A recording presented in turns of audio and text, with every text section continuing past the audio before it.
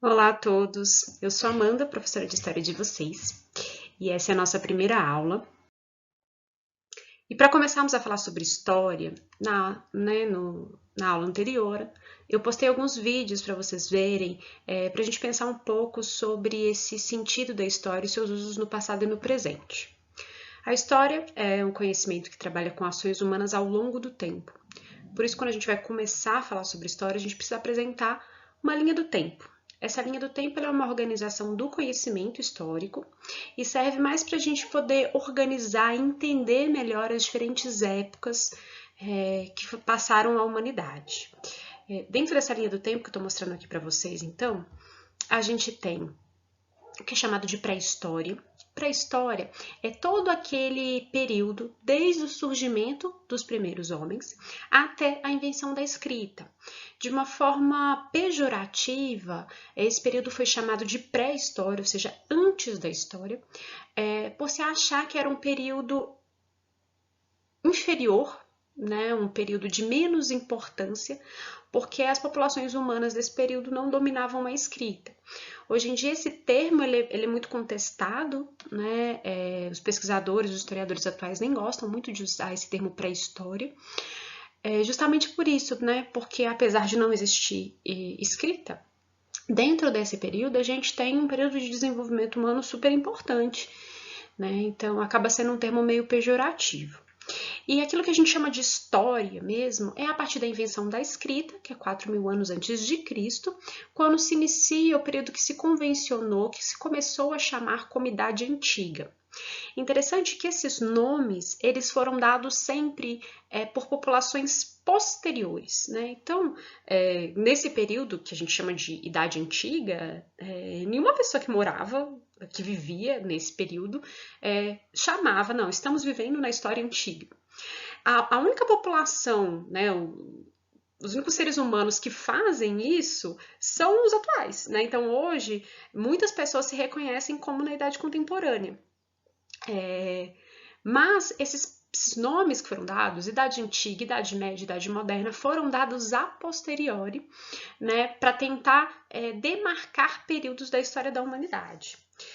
A gente, né, conhece então como Idade Antiga, desde o período que se iniciou as invenções da escrita, né? A escrita ela se originou em vários lugares do mundo, né? Então você tem escrita na África, no Egito, né? Mesopotâmia, que é a região atual do Oriente Médio, a China. Então, várias populações ao mesmo tempo foram inventando suas formas de escrita diferentes, né? Em temporalidades muito próximas, em períodos muito próximos. E é nesse contexto que surgem as primeiras civilizações, que são essas aqui: Mesopotâmia, Egito, Pérsia, Fenícia, Hebreus, que é o que a gente chama de Antiguidade Oriental. Então, são povos que estão localizados na região que a gente conhece como Oriente Médio e África, né? Todas essas populações elas surgem nas beiradas dos rios. Então, são os rios, os grandes rios, que vão possibilitar o desenvolvimento das primeiras cidades, da sedentarização e do desenvolvimento de populações, né, de concentração de pessoas dentro de um mesmo espaço ali, e são essas as primeiras cidades. Mas nós vamos começar a estudar a história, o conteúdo, que inclusive está na apostila de vocês, pelo que a gente chama de antiguidade clássica. Então hoje a gente vai começar a falar sobre Grécia. Por que a gente vai começar a falar sobre a antiguidade clássica e não começar com os anteriores, né? Em geral, Enem, vestibular, começa a cobrar a partir daqui, que são sociedades que têm influência muito forte sobre a cultura ocidental, né? Sobre a nossa forma de pensar, sobre a nossa organização política, econômica, cultural em geral, né? Então, a gente vai começar a estudar o período da Antiguidade Clássica por esses dois povos. Então, a aula de hoje, em específico, é sobre Grécia Antiga. Em específico, né, um conceito que vocês precisam se atentar bastante é o conceito de democracia. Então, a maior parte das questões de Enem, de vestibular, eles cobram bastante essa questão da democracia e como que esse conceito ele surge dentro da antiguidade. Então, por isso que eu coloquei aqui que a gente vai abordar uma série de coisas sobre Grécia Antiga, mas para contextualizar, mas sempre que vocês forem estudar sobre Grécia Antiga, deem uma atenção mais especial à questão política, à questão da democracia, que é aquilo que mais surge nos vestibulares e em questões de Enem. Então, para a gente se situar globalmente, né?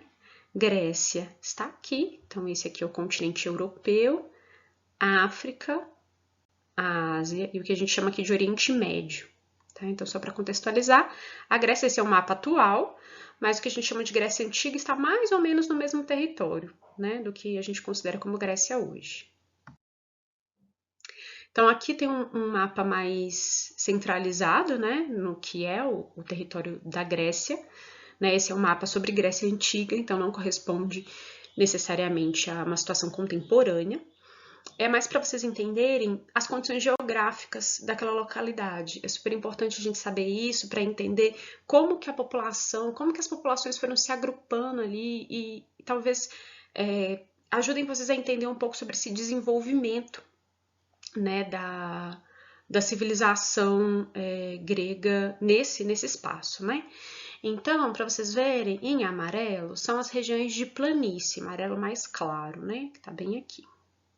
As regiões laranja e vermelha são montanhas. Isso significa que a maior parte do território grego, ele é com condições montanhosas, tem poucos rios dentro dessa região. E as áreas férteis, né, que são mais nessas planícies, elas são esparsas. Não dá para ver muito bem, mas olha, tem área fértil aqui, aqui, aqui, aqui. Mas elas são mais esparsas, muitas vezes separadas por cadeias montanhosas. É um território muito entrecortado, né, o que não facilitava sempre a navegação, não era toda a região que tinha boas navegações. E com poucas áreas férteis, isso também dificultava a questão do plantio. Então, é bem específico essa ocupação, a ocupação do território grego. Ela vai se dar por vários povos, né? Então, vários povos de diferentes localidades vão migrar para esse território e vão fundar cidades em diferentes localidades. Então, Corinto, Esparta, Olímpia, Atenas, são cidades que foram sendo fundadas por povos diferentes que vão habitar essa região da Grécia. E isso é um aspecto importante porque inicialmente eles não se consideram como gregos. Essa é uma denominação que veio depois, porque como eram povos diferentes, habitando cidades diferentes, cidades que tinham organizações políticas independentes, é o que a gente chama de cidades-estado, essas populações, elas não necessariamente se reconheciam enquanto gregos. Às vezes eles se reconheciam como atenienses, espartanos, moradores de Tebas, mas não necessariamente como gregos. Essa definição ela vai vir depois por outros povos, por outras temporalidades. É uma imagem, para vocês entenderem, quando eu falo que é uma região montanhosa, é bem isso, tá vendo? Então, aqui em cima a gente tem o que a gente chama de acrópole, que a gente vai conversar um pouquinho depois sobre isso. A maior parte das cidades tinham a acrópole, e a cidade em si construída na parte de baixo, né, bastante montanha, bastante pedra, né, então é um território bem peculiar. Para estudar a Grécia Antiga, a gente divide esse período né, esse que a gente chama de Grécia Antiga, em 5 épocas diferentes, né? Eu vou passar por elas, só para vocês entenderem mais ou menos o que aconteceu em cada período, mas o foco da nossa aula hoje é trabalhar a partir do período clássico, que é quando a gente tem o desenvolvimento da democracia, né? E é quando a gente vai ter também a consolidação das cidades-estado que surgiram no período arcaico. Isso aqui é mais para vocês entenderem que quando a gente fala de Grécia Antiga, a gente não está falando de 30 anos, a gente não está falando de 10 anos, a gente não está falando de 100 anos, a gente está falando de muitos séculos de história que vão se desenvolvendo ao longo do tempo, algo bem demorado, algo bem trabalhoso, né? Então, quando a gente fala de Grécia Antiga, é importante a gente pensar que tudo isso é um desenvolvimento de um processo longo, tá? Apesar da gente sintetizar, é um processo longo. Período pré-homérico, que é um período de ocupação. Então, lembra que eu falei que a Grécia foi habitada por vários povos? É o que a gente chama de invasão de povos indo-europeus. Desculpa aqui o erro, gente. De invasões dos povos indo-europeus. São povos diversos que vão chegando no território que é que hoje a gente chama de Grécia, e vão ocupando esse território e construindo suas cidades, cada qual à sua maneira. A gente conhece um pouco sobre esse período a partir do próximo período, que é o que a gente chama de período homérico. Por que a gente chama de homérico e pré-homérico? Porque a partir desse período aqui do século XII, a gente vai ter poemas épicos escritos por Homero, e esses poemas são super importantes para a gente entender sobre a ocupação e a história grega. É a partir desses poemas que a gente consegue ter noção sobre a cultura, sobre a política, sobre elementos dessa civilização que está surgindo aí. Né? Nesse contexto homérico, a gente começa a ter divisões políticas organizadas por aristocracia. A aristocracia significa poder de poucos, poder dos mais ricos. Então, a gente tem cidades e núcleos, né, chamados oicos, em que você tem um poder concentrado na mão de poucas pessoas, normalmente aqueles mais ricos. Né? É no período arcaico que essas organizações menores elas vão se estruturar em cidades-estado, como aquela que eu mostrei da Acrópole. Então, são cidades mais estruturadas, maiores, com uma organização política maior. E é nesse período arcaico que a gente vai começar também com colonização grega. O que significa isso? Que os moradores do que a gente conhece hoje como Grécia vão começar a ocupar outros territórios fora do que a gente considera como Grécia, por exemplo, a ilha de Creta, o norte da África, e vão começar a colonizar esses territórios. É interessante porque quando a gente fala de colonização, muitas vezes a gente sempre pensa em colonização do Brasil, algo mais moderno, mas na história antiga também há colonização. No caso dos gregos, apesar de haver certo respeito pela cultura do que era colonizado, não tinha como. Os gregos acabavam influenciando, impondo sua cultura, sua organização política sobre os povos que eram colonizados ou sobre as áreas que eram colonizadas. Né? E vai ser no período clássico que a gente tem uma marca de apogeu cultural, né? Então a gente vai falar um pouquinho sobre cultura grega no final. O desenvolvimento da democracia, que é o que nos interessa. E o período clássico já é marcado por um medo de expansão do Império Grego. É por essas e outras que a gente estuda mesmo a Grécia Antiga, porque ela não se concentrou apenas naquele território, a gente teve um período de expansão e de difusão cultural e política por outras regiões, né? Guerras médicas foram guerras que ocorreram entre os gregos e os persas. A partir desses conflitos, né, entre persas e gregos, a gente vai ter um fortalecimento de duas cidades-estado específicas, Atenas e Esparta. E essas duas cidades elas vão começar a disputar poder no interior da Grécia, originando a Guerra do Peloponeso. São dois conflitos que marcaram o período clássico. E por último, o período helenístico, que é quando a gente tem um domínio da Grécia pelo Império Macedônico, e a imposição de uma outra cultura, uma mescla de culturas que geram o chamado helenismo. Tá? Então, de forma geral, essas são as 5 épocas que a gente divide a história da Grécia Antiga. Mas o foco aqui, então, como eu mencionei, é falar a partir do período arcaico, que é onde a gente tem o desenvolvimento das cidades-estado. Então, cidades-estado ou polis é uma forma de organização política própria das sociedades mediterrâneas. Então, a Grécia está ali próxima ao mar Mediterrâneo. E o que significa uma cidade-estado? Ser uma cidade-estado? São cidades autônomas política e economicamente, que é o que a gente não tem hoje. Só para a gente poder comparar, apesar das nossas cidades elas terem certa autonomia política, né? Então a gente tem a eleição de um prefeito, a gente tem uma Câmara de Vereadores, a gente tem algumas decisões que podem ser tomadas localmente. As nossas cidades elas têm uma certa relação de dependência umas com as outras e têm relação de dependência com o Estado e com o Estado Nacional. Então, as nossas cidades elas não têm autonomia, por exemplo, para criar leis que desrespeitem a Constituição Federal. Então, apesar de certa autonomia, nossas cidades elas estão dependentes de uma organização federal que dá as orientações gerais. Aqui não. Então, dentro do contexto grego, as cidades-estados elas são completamente autônomas. Elas não têm essa dependência umas com as outras ou uma dependência com um governo unificado. Tá? Cada qual tem o seu governo e vocês vão ver que até a forma de governo era diferente. O que não acontece, por exemplo, no Brasil. No Brasil, apesar de cada cidade ter um prefeito, todas as cidades têm prefeito. Todas as cidades têm vereadores. Então, a organização política das nossas cidades ela é idêntica. Tá? E na Grécia Antiga, não. Então, são cidades autônomas mesmo e independentes. Essa cidade surge em um ambiente de inovação, então você tem cidades que estão surgindo no momento em que se descobre o uso do ferro e começa a se trabalhar isso cada vez mais. É um contexto com construções enormes. Lembra daquela imagem lá da Acrópole? Então, são templos muito grandes, são palácios muito grandes construídos. É um período em que eles desenvolvem a escrita alfabética. Como isso vai acontecer? Em contato com os fenícios, né? Os fenícios são o povo que vai criar uma escrita que tem um alfabeto, né? A maior parte dessas letras dos fenícios, elas são as nossas consoantes, ou próximos ao que tem hoje como consoante.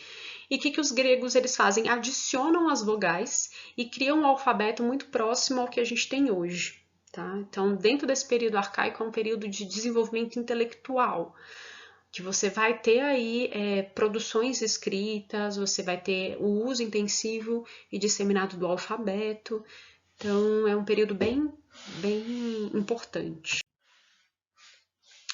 Para vocês conseguirem visualizar mais ou menos como era uma cidade-estado, claro que cada cidade tem suas características dependendo da organização geográfica, né, de onde se localizava. Em geral, estavam perto do mar, algumas não, mas em geral perto do mar, ou perto dos poucos rios que haviam. Se organizavam na Acrópole, então essa parte mais alta, né, que é onde tinham os templos, os grandes palácios. A zona urbana, ficava lá na parte de baixo, né, menos montanhosa. A gente tem a Ágora, que é um terreno onde aconteciam as assembleias, as reuniões dos governantes, né, reuniões políticas. Você tem a parte da aldeia, então quando tinha possibilidade de plantio, normalmente era fora dessa grande área urbana. E havendo a possibilidade de desenvolvimento de portos. Então, algumas cidades tinham essas características semelhantes. Das duas cidades que mais nos interessam, então, a gente tem Esparta e Atenas. São os dois maiores exemplos, são as duas maiores cidades-estados gregas, com maior desenvolvimento, e é por isso que a gente acaba se centrando nelas, mas elas surgem mais como exemplo para vocês entenderem o que é uma cidade-estado, né? Então, a primeira coisa, elas são ocupadas por povos diferentes. A Esparta é ocupada pelos chamados dórios e Atenas pelos jônios. Esparta surge no sul do Peloponeso, onde tinha mostrado antes, né, onde ficava, e Atenas na região ática. Né? Então, estão localizadas em regiões diferentes. A forma de governo delas é totalmente diferente.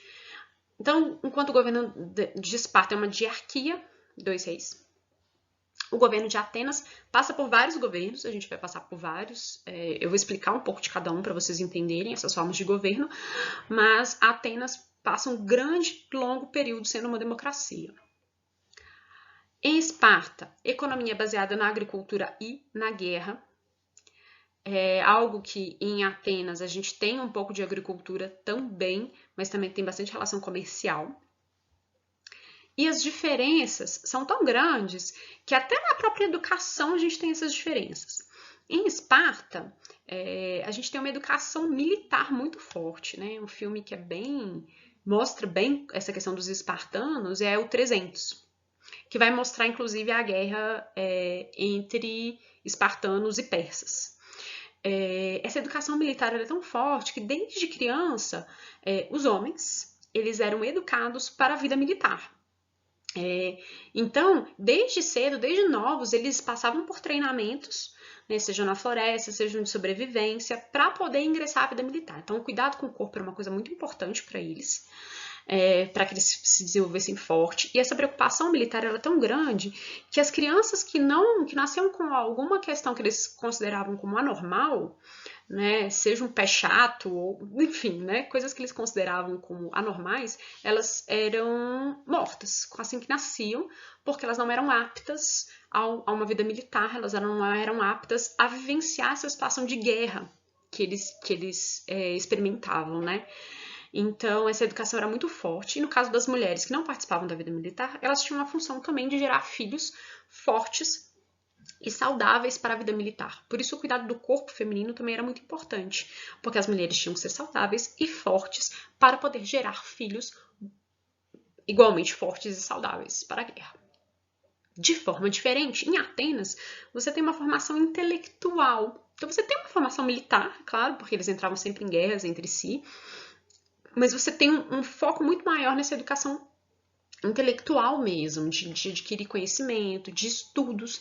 Então, homens e mulheres, desde criança, eles eram ensinados a ler, a fazer conta, a ensinamentos filosóficos, né? A filosofia, a base da nossa filosofia ocidental vem de Atenas.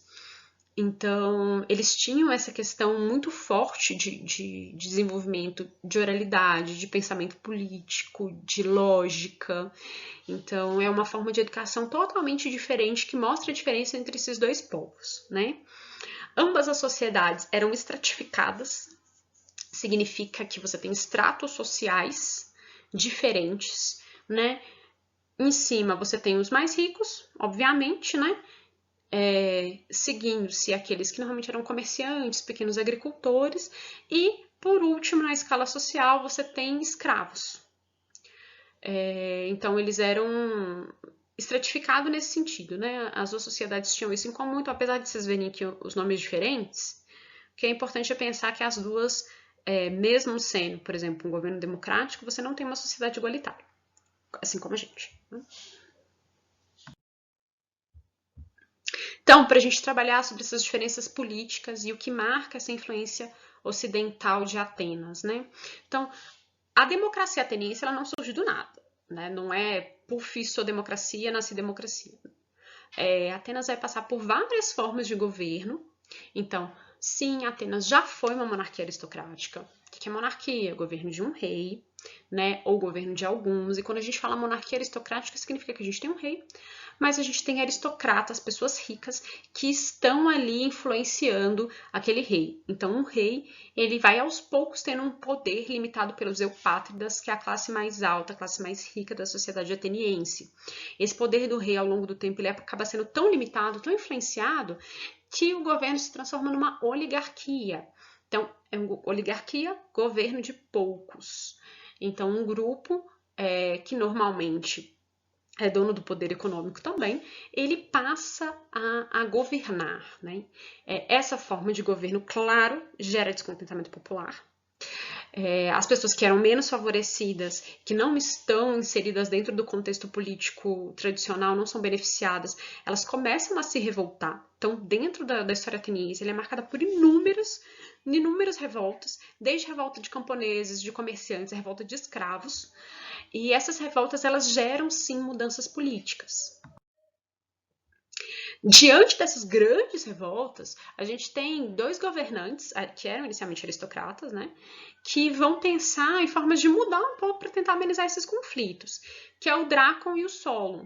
Né? O Drácon, por exemplo, ele fala, não, para resolver esses conflitos, em vez de a gente ficar com leis orais, que era a base da sociedade grega, a gente vai escrever essas leis para ter garantido. Né? Então, os direitos vão estar garantidos. Não vai ser mais, por exemplo, a parte, não, eu acho que a lei é isso. Não, a lei está escrita, então ela está registrada e todo mundo que vai ser julgado por aquelas leis que estão escritas, né? Mas ao mesmo tempo que deu esses direitos, Drácon ele foi muito conhecido pela rigidez com que aplicou essas leis, né? Então a gente chama às vezes alguém de draconiano justamente por causa disso, pela severidade das leis, e vinha a pena de morte até para delitos simples, né? Um roubo simples, alguma coisa bem simples. Complementando as reformas feitas pelo Drácon, o Solon ele vai inserir uma assembleia popular dentro da organização política, permitindo com que outros setores sociais pudessem participar da política além da aristocracia. Só que essa participação política ainda era marcada pela posse de dinheiro, pela posse de terra. Então, você tem um critério de participação política baseado em renda ainda. Então, nem sempre dava para participar da política. As pessoas mais pobres que não tinham renda não participavam ainda. E o Solon ele proibiu a escravidão por dívida. Vou dar um adendo aqui sobre a escravidão, que a escravidão na Grécia Antiga ela é diferente da escravidão que aconteceu, por exemplo, no Brasil. Tá? Em geral, a escravidão grega ela não está ligada à comercialização de pessoas. Então, não há compra e venda tão constante, não é a base da escravidão. Né? Tem um pouco, mas não é a base da escravidão. Em geral, a escravidão ela era feita por dívidas. Então, uma pessoa mais pobre estava devendo alguma coisa para uma pessoa mais rica, ou ela se tornava escrava, ou alguém da sua família se tornava escrava para pagar aquela dívida. A escravidão na Grécia Antiga também não tinha relação racial, então não se escravizava, por exemplo, uma pessoa por ela ser negra ou por ela vir do continente africano, enfim. Então essa característica racial também não tem, né, dentro dessa escravidão. E era possível então sair da escravidão. Não era comum, era possível. Tá? Então você podia pagar sua dívida e liberar aquele seu parente da escravidão, ou se liberar da escravidão a partir do pagamento dessa dívida. Essas reformas, né, de Drácon e Solon, contudo, não dão certo. As revoltas continuam a acontecer, os escravos continuam a se manifestar, a população pobre continua a pegar fogo. Diante disso, a primeira solução encontrada, bom, já que está todo mundo fazendo conflito, já que está todo mundo brigando, vamos tirar o poder de todo mundo e vamos transformar isso aqui numa tirania. Então, o que aconteceu? No século VI, a primeira ideia foi tirar o poder de todo mundo e concentrar o poder nas mãos de pouco e agir com ferro e fogo, né? Então, a gente chama de tirano todo aquele que exerce o poder de forma autoritária, mas muitas vezes isso tem um apoio popular, né? Mas essa tirania não deu certo, viram que não era a forma de acabar com a movimentação e com as revoltas que aconteciam, até que Clístenes, que entrou como um governante, decide mudar a forma de organização política para tentar acalmar um pouco os ânimos, e dá super certo. Né? Então é o Clístenes que é chamado de pai da democracia, ele que vai propor essa forma de governo, e ele enfraquece o poder dos mais ricos, então ele diminui esse poder, né? não acaba, mas ele amplia a participação política para os cidadãos atenienses. Né? E isso acalma um pouco os ânimos e a gente tem menos revoltas populares. Tá bom, Amanda, mas quem era cidadão grego? Essa é uma pergunta super importante. Porque hoje, quando a gente fala em cidadania, quem é cidadão brasileiro? Todo mundo que nasce no território nacional, que nasce no território brasileiro, é considerado cidadão. É claro que alguns direitos e deveres você adquire ao longo do tempo. Então, por exemplo, o direito ao voto, o indivíduo adquire quando ele faz 16 anos. Ainda é um direito que a pessoa pode escolher se quer exercer ou não. A partir dos 18 se torna obrigatório. Mas todos são cidadãos, então assim, não tem restrições, né? O que nós não temos é uma cidadania restritiva. O que a gente tem é uma cidadania excludente. Por que eu digo isso? A nossa cidadania, apesar de todos os termos, nem sempre conseguimos exercer os nossos direitos e deveres de forma igualitária, né? Muitas vezes, na maioria das vezes, pessoas pobres, vou dar um exemplo, moradores de rua. Dificilmente eles conseguem exercer os seus direitos políticos, né? Os seus deveres políticos, e eles têm os seus direitos desrespeitados, como o direito à habitação, que é garantido pela Constituição.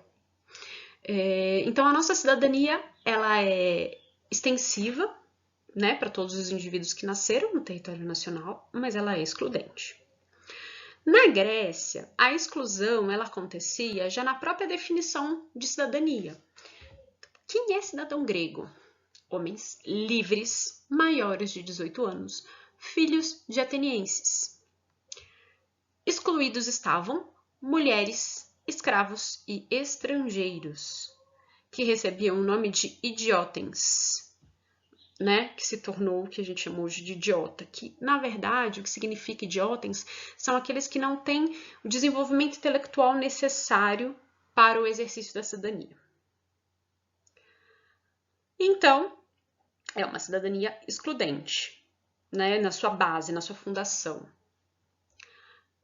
E os cidadãos gregos, homens livres, maiores de 18, filhos de ateniense, podiam participar de várias organizações políticas. Então, uma característica da democracia é isso, você não tem um poder concentrado em um grupo, em um único órgão, você tem vários órgãos de representação, como a gente tem. Então, tem a presidência, tem o Senado, tem a Câmara dos Deputados, tem esferas municipais, esferas estaduais. A democracia grega também, ela se propunha a ter vários órgãos e cada um deles era responsável por uma atividade, como a gente, né? Então, por exemplo, o nosso poder legislativo, responsável pela criação das nossas leis. Poder judiciário, pela aplicabilidade dessas leis né, pela questão de averiguar a justiça dentro desses poderes.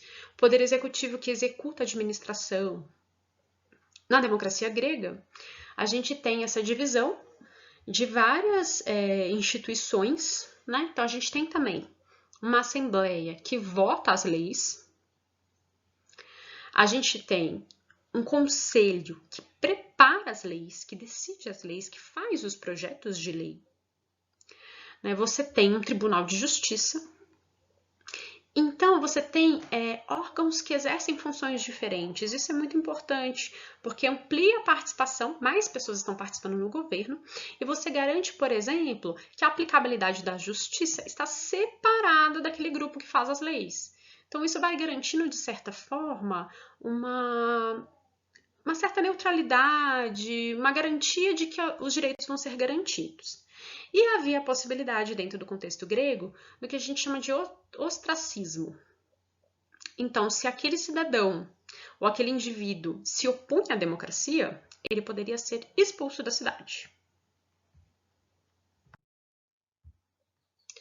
Visto de democracia, só para a gente entender como as políticas nas cidades-estado, elas eram muito distintas umas das outras. Então, enquanto Atenas estava desenvolvendo uma democracia, um sistema mais participativo, definindo um grupo maior de cidadãos, em Esparta, não. Esparta era uma outra cidade, estava desenvolvendo outra coisa. Então, em Esparta, a gente tem um governo aristocrático, um governo centrado em reis e centrado num conselho de anciãos militar. Então, reis com autoridade religiosa e militar, Gerúsia. Então, todos esses nomes aqui, são nomes de instituições do governo, tá? É como a gente tem Câmara dos Deputados, Senado. Então, esses são os nomes no governo espartano. E todos esses, eu vou deixar aqui escrito para vocês não precisam decorar. Em geral, não cai decoreba de nome em Enem mais. Espero que continue assim. Mas é importante vocês saberem que, apesar de você ter vários órgãos dentro do governo espartano, eles são dominados por homens dentro da vida militar. Então, aqueles que não se encaixavam dentro da vida militar não eram homens, eles estavam totalmente excluídos da política espartana. Diferente da democracia grega, ateniense, em que você tem uma participação ampliada a todos os cidadãos. É claro que tem aquela limitação que eu falei de homens, de certa idade, mas não há uma limitação, por exemplo, com relação a uma atividade. Então, poderia ser um comerciante, poderia ser um intelectual, poderia ser um camponês, estava aberto a participação. É claro que a participação dentro da vida política, ela exige disponibilidade de tempo. Quem tinha tempo para participar das assembleias? Provavelmente o camponês não tinha tempo para participar de uma assembleia, porque ele tinha que trabalhar na lavoura, Então, a maior parte da história da democracia ateniense, você tem pessoas ricas participando, inclusive até um período que uma demanda foi que aqueles que participassem da política passassem a ser remunerados. Porque se eles são remunerados, se eles ganham um salário, eles não precisam trabalhar em outras coisas, e aí eles podem se dedicar àquela atividade política. Isso possibilitou, por exemplo, que pequenos comerciantes largassem sua atividade de comerciante ou diminuíssem essa atividade, ganhando um salário, eles podiam se dedicar à vida política. Então, esse foi um aspecto importante no desenvolvimento da democracia grega que a gente tem até hoje. Então, até hoje, os nossos políticos são remunerados. Em teoria, isso acontece para que eles tenham tempo para se dedicar àquela atividade, que eles não precisam se desdobrar, e na teoria isso possibilitaria pessoas mais pobres, menos favorecidas de ingressar na política, porque elas não precisariam, por exemplo, trabalhar no campo e dar conta da vida política. Elas poderiam largar essa função para se dedicar àquilo, tudo em termos teóricos. Para finalizar a aula de hoje, que tem muito conteúdo para vocês estudarem já, então só queria dar uma pincelada sobre cultura. Então, o que a gente viu até agora são elementos políticos da Grécia Antiga. Que é importante a gente lembrar é que são cidades-estado diferentes, se desenvolvem politicamente diferentes, e que a gente tem dentro de uma dessas cidades, Atenas, o desenvolvimento da democracia que vai inspirar a nossa democracia ocidental, tá? A democracia que nós temos hoje. Culturalmente também, valores intelectuais da Grécia Antiga influenciam a cultura ocidental. Então, a ideia de racionalidade, de que nós temos que pensar, de que tudo tem que ser investigado e analisado racionalmente, desde a política até problemas científicos, veio da Grécia Antiga. Tá? A centralidade dada ao homem também, isso é um aspecto muito importante para eles. Era importante pensar nas ações humanas, no impacto disso na vida social, política e econômica. Esse antropocentrismo, que é foco no homem, dá para se perceber, por exemplo, também na religião. Eles eram politeístas, então eles acreditavam em vários deuses, só que esses deuses eram Ctrl-C, Ctrl-V ser humano. Então todas as características que os seres humanos têm, os deuses também tinham. Então os deuses sentiam raiva, os deuses se vingavam, os deuses sentiam amor, os deuses eram inseguros, os deuses... Todos esses sentimentos, essas características humanas, elas estavam representadas nos deuses. E isso mostra esse foco no ser humano, né? A filosofia ocidental, Sócrates, Platão e Aristóteles, da Grécia Antiga, inspiram até hoje, né, nossa filosofia. Estilos arquitetônicos estão presentes, sim, dentro da nossa constituição arquitetônica. Inclusive, na apostila de vocês, tem uma questão, tô até olhando aqui, ó, vou tentar mostrar para vocês. Mas será que vocês conseguem ver? Aqui, conseguiram. No cantinho, então, tem uma questão de artes, que vai relacionar um pouco sobre estilos arquitetônicos. É no volume 1, página 3. Que dá para vocês relacionarem a influência desses estilos arquitetônicos, né? E para a gente é interessante também o pensamento histórico, com Homero, que vão surgir os primeiros relatos da história dos povos, história grega, e é ele que vai dar o pontapé inicial aí para a gente começar a produzir história, produzir narrativa sobre o passado. Então, até nisso os gregos influenciam dentro da cultura ocidental. Bom, aula extensa, vou terminar a aula por hoje. Próxima aula a gente vai falar de uma outra civilização da antiguidade, que é Roma, tá? Então a gente se vê na semana que vem.